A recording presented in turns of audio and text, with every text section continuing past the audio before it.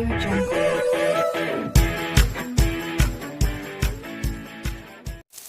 kontrakan udah kayak di Bantar Gebang. Kontrakannya banyak, seabrek. Kamar mandinya atuh. Gue buru-buru dah. Buru mati air nih. Aduh, enak banget. Adem. Digosok terus, gosok. Kok mati? Aduh, punya kontrakan, 100 pintu kagak gablek. Cing, air sanya mati. Ngapa sih lu? Pengen ngari gue be? Air sanya mati, gue mandi pakai bantut ini. Tepin, gue implang.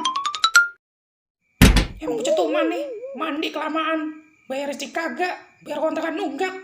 Nih bocah nih.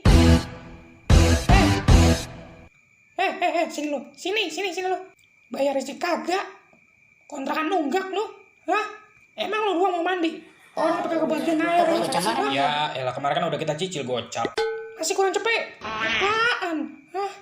Nah, lu lihat orang-orang no. Orang-orang nggak kayak lu. Paham lu? Kalau besok kagak lu lunasin, mendingan lu meret aja sono. Meret lu. Apaan?